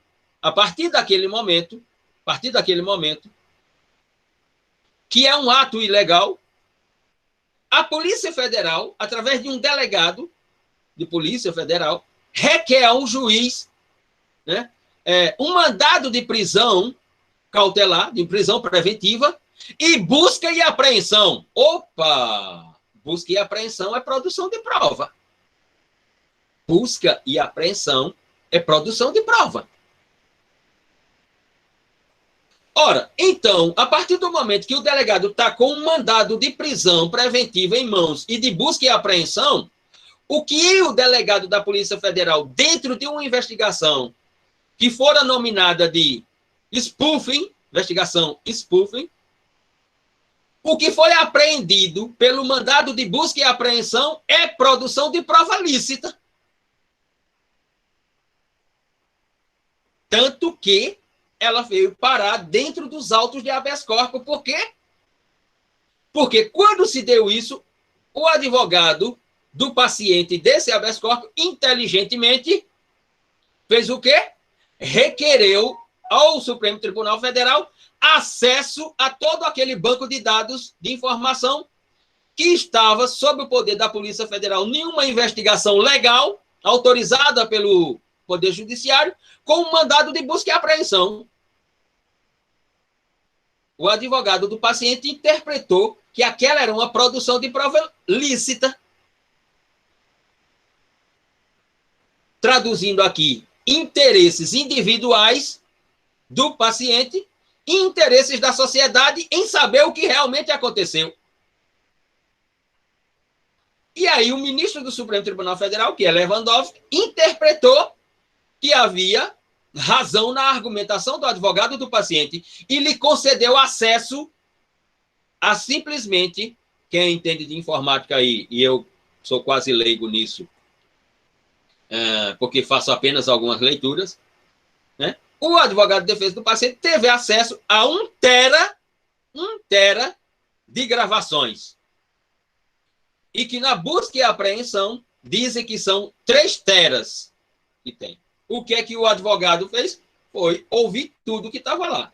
Ao ouvir todas aquelas conversas, que parte delas já haviam sido publicadas por um periódico nacional denominado de The Intercept, numa série de publicações nominada de Vaza Jato, as que já tinham sido publicadas, ele deixou para lá. As que não tinham sido publicadas, ele fez um dossiê e peticionou nos autos do processo de habeas corpus na segunda turma, juntando como prova lícita.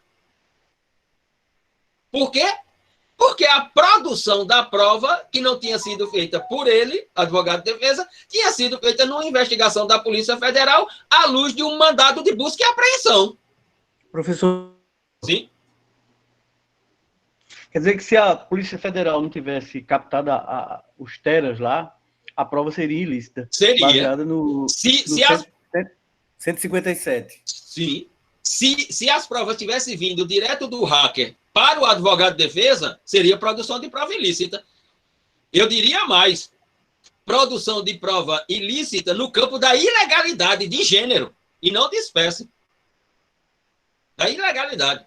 Agora, como a Polícia Federal requereu um mandado de busca e apreensão para apreender o material, a apreensão desse material é que é a produção da prova. Lembre-se, não existe prova ilícita. A ilicitude é da produção da prova. Existe prova legal ilegal, legítima e ilegítima, mas não lícita e ilícita. Puramente, digamos assim, numa expressão pura, digamos assim. Sérgio Moro criou a prova contra ele mesmo, né, na verdade. Exato, mas é assim, no sentido lato, digamos assim, né? No sentido lato, ele deu fomento, né, ao que viria mais à frente a ser uma produção de prova. E uma produção de prova pela própria Polícia Federal. Se a polícia... Olhe só, notem o que eu falei para vocês desde o início. Como o processo é uma questão puramente estratégica. Que processo é a guerra na sua forma civilizada. Olhe só, se a Polícia Federal não tivesse criado, a mando do próprio ministro da Justiça, se a Polícia Federal não tivesse criado uma investigação chamada spoofing, e a Polícia Federal não tivesse pedido um mandado de busca e apreensão, se a Polícia Federal tivesse deixado tudo aquilo para lá, não teria prova alguma a ser juntada nos autos de habeas corpus e a segunda turma não teria julgado hoje o juiz suspeito. Nota o erro estratégico. Nota o erro estratégico que foi do ministro requerer uma investigação sobre aqueles hackers e ainda requerer um mandado de busca e apreensão. Se ele tivesse deixado para lá só as reportagens do The Intercept, só as reportagens. Sim, aí o advogado iria juntar reportagem de jornal como prova?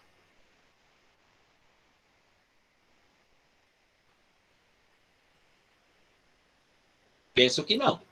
Apesar que ele aceitou no caso lá do triplex, né? Ele aceitou aquelas... Não, o juiz aceitou a reportagem, mas foi o que o Gilmar Mendes falou hoje novamente. Ele disse assim, o juiz chegou a prolatar decisões com base em reportagem de jornal. Foi o que o Gilmar Mendes falou hoje. Retomando o julgamento.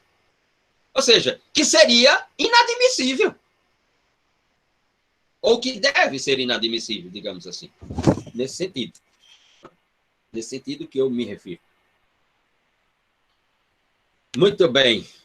Chegamos ao final, portanto, desse capítulo, né, no que diz respeito aos princípios concernentes à atuação do Estado. O último princípio aí foi a produção de prova, né, professor? Nós temos ainda a economia processual, o tribunal do júri, economia processual, o tribunal do júri e a ideia da estrita utilização da prisão cautelar, ok? Que é a ideia do princípio da legalidade estrita da prisão cautelar. Temos esses ainda. Mas quero ouvir, era o Silvio, era Paulo, acho que eram duas pessoas apenas, sobre o texto que havia sugerido. Exato, professor. Muito bem. Pode abrir a câmera, Paulo? Perfeito. Não estamos no tribunal do júri, mas eu quero lhe ver. Tudo bem? O som tá bom, professor? Tá, eu diria que tá FM. Pronto, tudo bem. Professor, nós lemos o texto que trata de direitos processuais penais, né, à luz da Constituição. Esse texto do professor Eduardo Moreira e da professora Margarida Camargo, né? Isso. Margarida Lacombe Camargo. E nós fizemos algumas observações para compartilhar, né, com os colegas, né, e para que você aprecie, né, e complemente o que nós vamos expor agora. Inicialmente, nós começamos seguindo a sequência do texto, com uma parte histórica, né? Mas, Silvio, pode ficar tranquilo que eu vou deixar um pouquinho para você aí concluir, viu, meu amigo? Um abraço. Bom, a evolução do processo penal, ela teve a fase na sociedade primitiva, né? Com a presença forte da punição, né? Sabia-se que se punia, né? Então, aqueles chefes de tribos, de clãs, eles tinham o poder de punir, eles tinham aquele poder de aplicar a sanção a quem fosse infrator daqueles costumes deles, daquelas regras, né? Seja um árbitro, seja um chefe.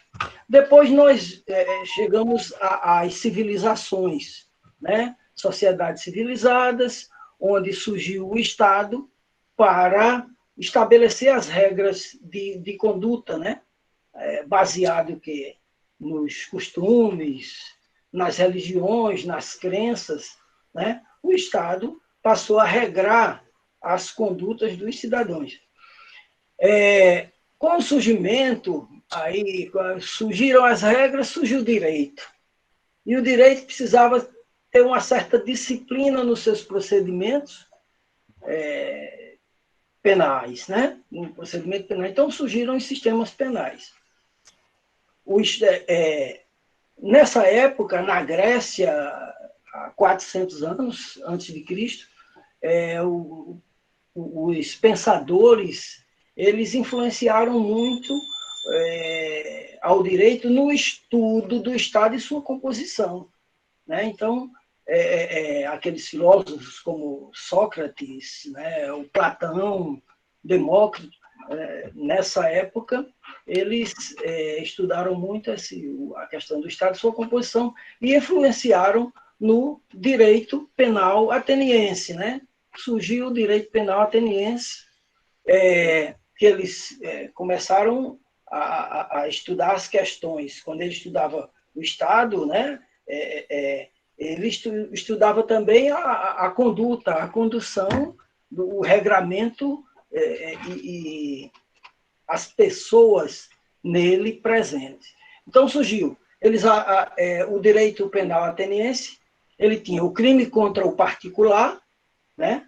Eles analisavam o crime contra o particular, que é a ação penal privada, e o crime contra a coletividade, que era a ação penal pública. Era constituído de tribunais colegiados, né? Dezenas, centenas de juízes, às vezes até milhares, com defesa, acusação, testemunha, o próprio acusado, né? Então, esses tribunais, as audiências eram feitas em praça pública, né? Cujo o voto era secreto e as alegações orais, né? Se o resultado desse empate, então o réu era absolvido, né? O que hoje nós chamamos de indúbio pro réu, né? Já acontecia desde o direito penal ateniense.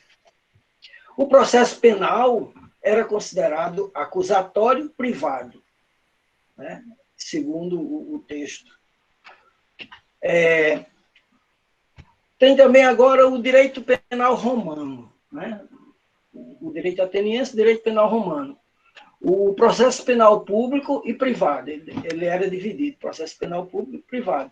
Os tribunais, eles eram compostos por juízes eleitos pelo Senado e eleitos por cidadãos. Okay? Na época da monarquia, o processo penal público, o juiz conduzia a investigação e julgava. Veja aí que a gente temos a questão do processo inquisitivo, né? Onde o juiz conduzia a investigação e julgava. O recurso dirigido era ao imperador, tinha direito a recurso, mas ele era dirigido ao imperador. E o imperador, ele deferia ou não, né? Aí é onde está o pressuposto da admissibilidade, onde o imperador ele deferia o que ele achava interessante, o que lhe interessava. O resto ele excluía, né? Então, diante de determinados abusos, em face disso, foram criados juizados superiores, né? Juízes superiores para exatamente decidir esses recursos, né? Para destinar esses recursos. E no final do Império, o Império Romano o direito penal aceitava a tortura. A tortura era permitida no direito penal romano. Então, nós estamos aí diante de uma situação de processo penal inquisitivo, né? De sistema de processo inquisitivo. O direito germânico, o direito do povo alemão, né? Nesse direito germânico, a confissão tinha valor máximo das provas, ou seja, uma confissão confessou, essa é a prova mais forte, né, do direito. A presunção de culpa era a regra. Veja que o nosso direito é presunção de inocência, né? O processo acusatório, né, é presunção de inocência. Uhum. No direito germânico, a presunção era de culpa, como regra. O réu tinha que provar a inocência, às vezes até impossível. Um exemplo que ele dá no texto é muito interessante. Ele dá um texto que até você pegar num ferro em brasa e não se ferir, era uma prova de inocência. Uma prova dessa é impossível, né? Os bárbaros germânicos, os povos bárbaros germânicos, os julgamentos deles eram feitos na base de crença, né, costume, religião, e alguma justificativa jurídica, né? Mas ainda, veja que o direito nos diversos povos, eles foram criando os seus sistemas, né? E o processo penal canônico? Processo penal canônico, a igreja, com seu processo de sanção, seu processo de punição. A partir dos anos 1215, né? O Concílio de Trento, né, que era um concílio do povo católico, do povo cristão, ele consolidou o sistema inquisitivo. Eles inicialmente foram criados para tratar dos delitos eclesiásticos, né? Todos que confrontassem a igreja, já sabe, né? Seriam punidos, era feita essa apuração, toda uma investigação e se punia, né? Os crimes misturavam-se com religião, com vida privada, condenava-se a sodomia, o sacrilégio, o adultério, a usura, o homicídio, né? O estupro, a bestialidade. E uma coisa que eu achei interessante, o homem e o animal eram condenados à morte. Imagina, a bestialidade, né? E o homem e o animal eram condenados à morte. O sistema processual era inquisitivo mesmo, que eles consolidaram, né? A tortura foi legalizada, não existiam garantias do acusado. O acusado não tinha garantia nenhuma. A tortura legalizada. O processo, muitas vezes, ele era secreto, né? Corria em segredo e tudo em nome de Deus, né? Porque o processo penal canônico, tudo em nome de Deus e da verdade real. O processo penal canônico tinha característica marcante. Essa característica marcante, a do subjetivismo. Ou seja, não se avaliava o fato em si, mas levava muito em conta as condições do réu. É uma pessoa de boa índole, não é amigo do rei, é amigo... entende? Então, levava-se para se julgar, levava em consideração essas condições pessoais do réu. O processo penal secreto, ele também, esse processo penal canônico, ele influenciou outros países, grandes países como Espanha, a própria Germânia mesmo, Portugal, Itália, entre os séculos XIV e século XVI, né? Nesses países foi adotado o processo penal secreto. Posso ir andando, professor? Pode. Ok. Bom, fortalecimento do capitalismo e enfraquecimento da igreja. Ora, a igreja é bastante forte, né? Com o seu direito penal canônico, a igreja dominando, né? Eu lembrei bem de quando a gente trata de um texto de direito penal, daquele, esqueci o nome agora, que o direito penal ele era cruel, né? E ele criou algumas regras. Bom, fortalecimento do capitalismo e enfraquecimento da igreja. A exaltação da razão. Pronto, aí começou. Exaltação da razão, o pacto social, né? E vieram aqueles outros pensados, vieram Montesquieu, Rousseau, né? Na época, que influenciaram a um pensamento mais, vamos dizer assim, humanizado. Enfraquecendo a igreja, porque a igreja tinha poderes para tudo, né? E nessa fase do iluminismo, né? Surgiu a tentativa de resolver os problemas, os conflitos, os problemas pacificamente. Então, veja aqui, evolução. Né? O processo penal passou a tutelar o infrator, né? Passou a começar a, vamos dizer assim, proteger, né? O infrator. O infrator não era apenas, nesse momento, entregue aos leões e não tinha ninguém por ele, não. Começou o processo penal, que eram regras, né? Começou a estabelecer defesas para isso. O processo penal é uma disciplina autônoma, né, do ramo do direito público, que teve destaque no grande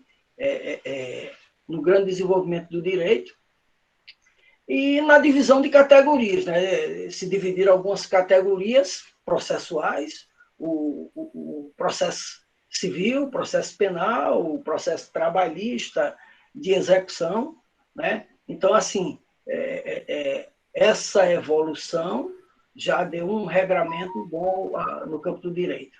E a publicização dos processos penal e civil, né? Isso aí criou-se o sistema acusatório parcial. Ainda não é o sistema acusatório puro, porque, pelo que eu entendi do texto, até então, o sistema acusatório puro é impossível. Né? Bom, Paulo, eu escrevi aí para você deixar um tempo para Silvio, senão ele não vai ter tempo para ele falar. Pronto. Perfeito. Ao meu amigo Silvio, boa sorte, dar continuidade aí, meu amigo. Perdão se eu demorei muito, mas eu me empolguei. O assunto é empolgante. Obrigado pela oportunidade. Bom, anote aí, depois na avaliação você me cobra, você tem 3 pontos. Ok, obrigado.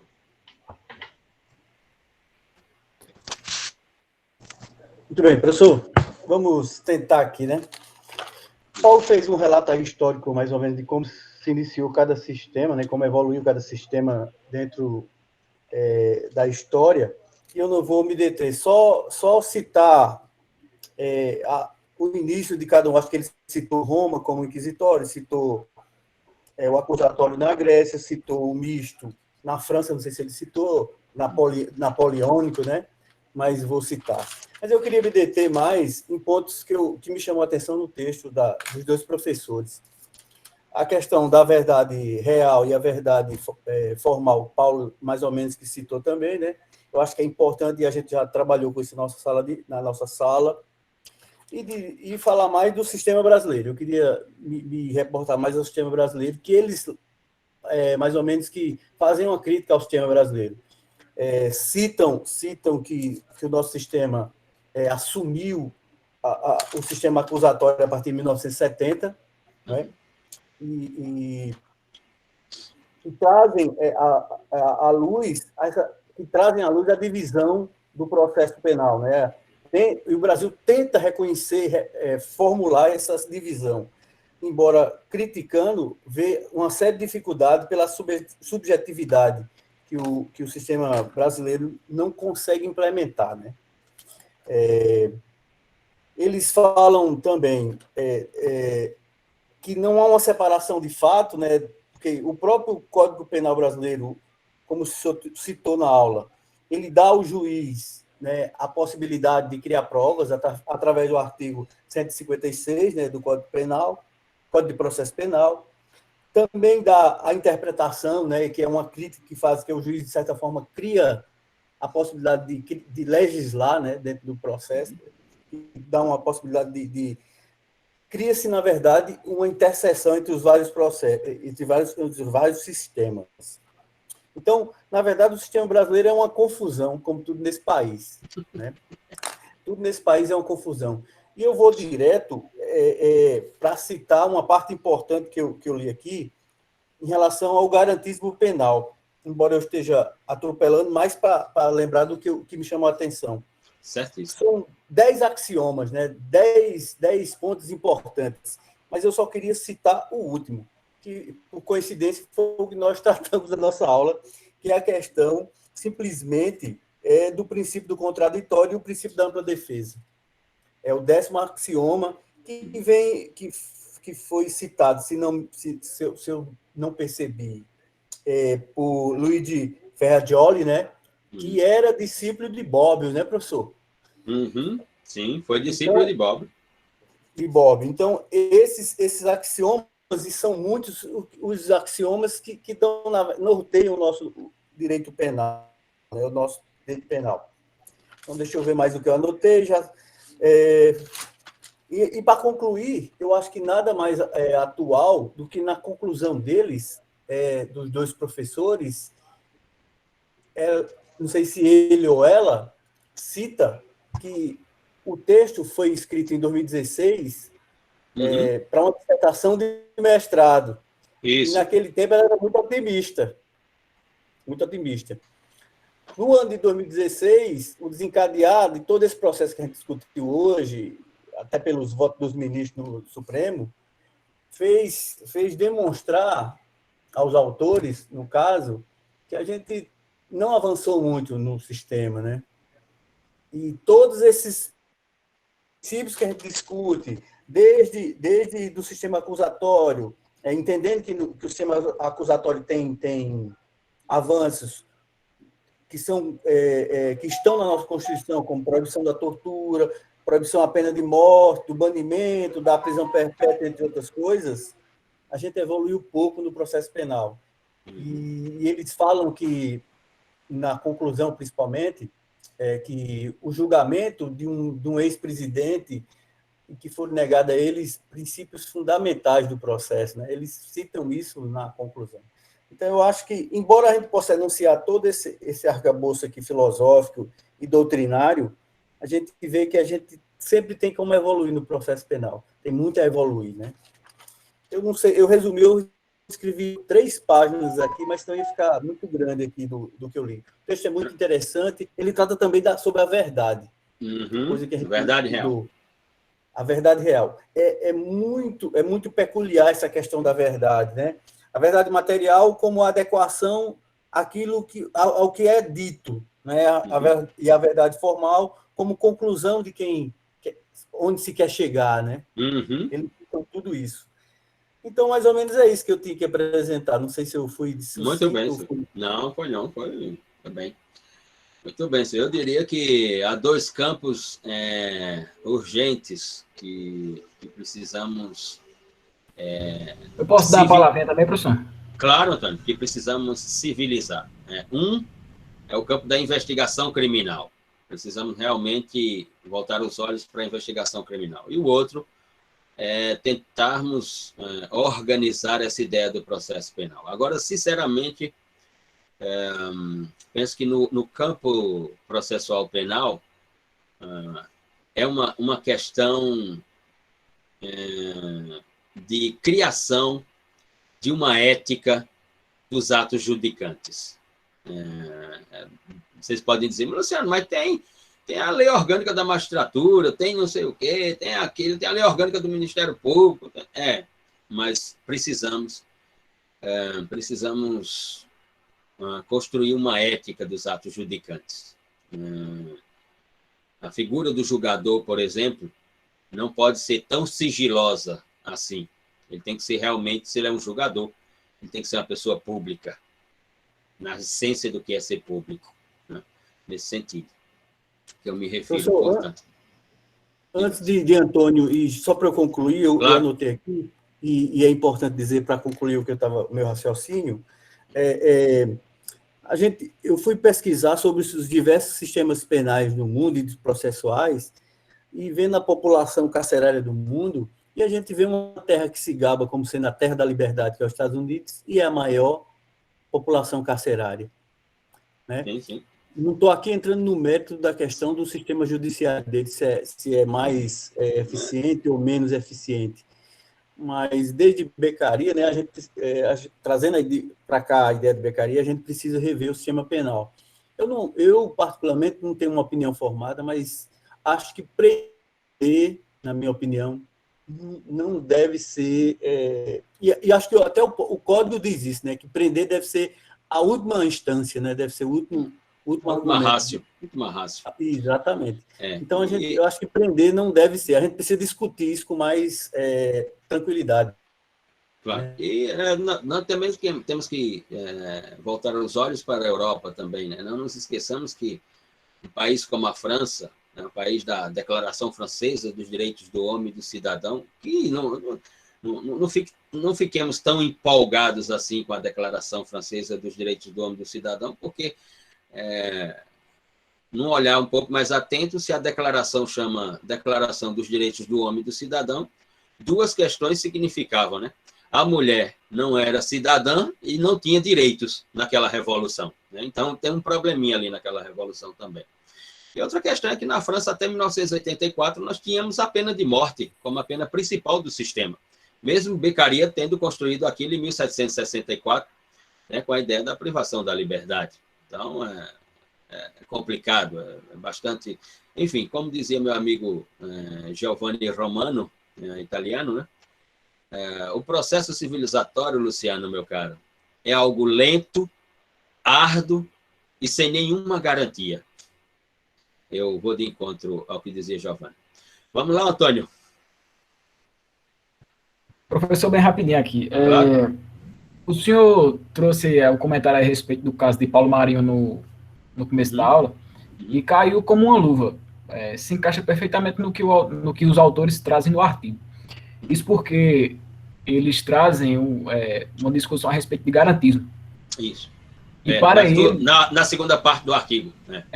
E aí, garantismo, para eles aliás, para eles não, trazendo a tese de Luiz Ferraioli, ele não basta que esteja na letra fria da lei, os axiomas, né, como a gente estudou vários aqui até hoje. Mas é imprescindível que as instituições democráticas e os poderes públicos façam valer essas garantias. Perfeito. Então, na realidade, o que aconteceu é o seguinte, que nós temos as garantias positivadas na nossa Constituição, mas no caso de Paulo Marinho, não aconteceu. Exato. Então, o grau os autores, eles dizem que os países, os ordenamentos jurídicos, mundo afora, eles têm graus evolutivos de garantismo. E aí na Itália, que seria Luiz Ferraioli, ele dizia que era baixismo. O grau e ele tem razão, é baixismo. Na Itália, na Itália. Então, observando o caso que o senhor trouxe aqui, a gente pode dizer que o nosso é risível também, é irrisório. Isso porque na Constituição existe uma previsão e, na realidade, essa previsão não encontra... não tem a força normativa que Conrad Hess se referia. Onde é que está a força normativa da Constituição? Sim. Antônio, procuremos entender algo, Antônio. Fosse eu ou você, se nós fôssemos ou promotor de justiça, nesse caso de Paulo Mariano, ou juiz... Depois da ideia da testemunha pelo reconhecimento fotográfico, não daria para a gente olhar um pouco mais com atenção, ver o vídeo, olhar a fotografia, escutar o depoimento da testemunha, fazer uma análise, ou então dizer assim, porra, então é esse o sujeito, então ele é o suspeito da conduta, quem é esse sujeito? Aí fazer uma pesquisazinha um pouco mais apurada para saber se o camarada tinha antecedentes criminais, para saber se ele respondeu a inquérito, a processo crime, saber se ele é uma pessoa periculosa. Ou seja, não dá para fazer essas análises antes de se pedir uma prisão preventiva e antes de se conceder essa prisão preventiva? Isso. Não é possível pensar em todas essas hipóteses, não? Né? Por exemplo, dizer assim, pô, então a conduta foi praticada às 20h02 no bairro de Joana Bezerra, na região central. O sujeito que está sendo apontado como suspeito de ter praticado a conduta mora no bairro tal. Ele deve ter rede social. Vamos fazer um levantamento das redes sociais dele. Tal, pronto, a gente encontrou. Eita, ele postou uma foto naquela noite. Ele postou a foto em que hora? Porque o fato aconteceu às 20h02. Ele postou uma foto em tal hora. Teria dado tempo dele sair de lá do centro depois do assalto, chegar em casa, postar a foto na noite de Natal, colocar com a família para criar um álibi, para construir um argumento? Ou será que não dá para pensar em tudo isso no campo da investigação? Nós estamos falando de uma prisão cautelar. Estamos falando de uma prisão cautelar, não tem oferecimento de denúncia, não tem instauração é uma prisão cautelar no âmbito da investigação. E aí me digam, agora sim, desse caso, a coisa mais fantástica que eu achei, do ponto de vista civilizatório, né, é a entrevista que ele dá para o Sport TV, quando o camarada pergunta assim, o jornalista pergunta, o senhor está revoltado, o senhor está com ódio, o senhor está com rancor? E ele vai e diz, não, a minha única preocupação era não perder meu emprego. Minha única preocupação era que o Náutico me demitisse e eu perdesse meu emprego e eu não teria como sustentar minha família, porque está uma crise terrível para se arrumar um emprego. Olha a preocupação do camarada depois de 23 dias de prisão por uma ação que ele sabe que ele não cometeu. Olha o nível civilizatório desse camarada. A lição civilizatória que ele nos dá. Ele poderia sair de lá esbravejando, ele poderia sair de lá botando para fuder em todo mundo, sabe? Do caralho, estou revoltado, vou botar para lascar não sei quem, bababá. Não. A fala dele, a minha preocupação era não perder meu emprego, porque é aquilo que dá sentido à minha vida. Ele diz, eu adoro ser massagista e trabalhar em clube de futebol. Era um sonho trabalhar em clube de futebol, eu adoro aquilo. E eu ia perder tudo aquilo. Doutor, e baseado na decisão de hoje, Lula passou 580 dias presos, sim, né? Sim. Numa prisão, de certa forma, ilegal, né? Exato. Bom, pessoal, é o seguinte, amanhã eu vou estar em um seminário da Associação dos Juízes para a Democracia, junto exatamente com outros 3 juízes, um deles é Rubens Casara, juiz no estado do Rio de Janeiro, e professor na Escola de Filosofia no Rio de Janeiro. O outro é Rosmar Rodrigues Alencar, professor na UFAL e juiz federal em Maceió. E o outro é Pierre Souto Maior, juiz em Caruaru e professor da ACES também em Caruaru, um seminário da Associação dos Juízes para a Democracia. Vou estar nesse seminário amanhã sobre a seletividade do direito penal, então não teremos a aula de amanhã. E aí quero perguntar qual o horário... Hã? Diga, D'Alessio. Haverá publicidade nesses atos aí? Haverá. Sim, então eu postei aí nas redes. Eu postei hoje nas redes, no Instagram, vai ser pelo YouTube.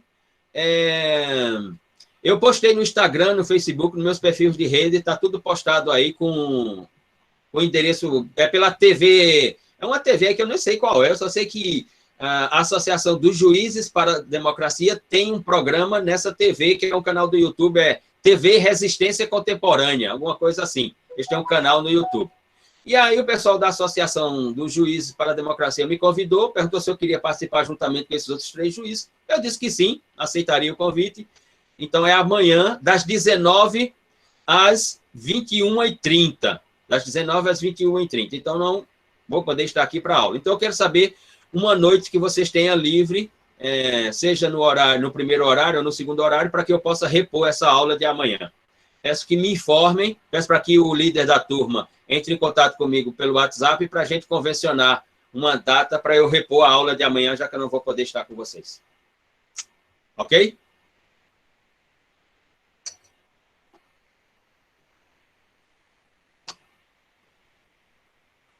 Beleza, então.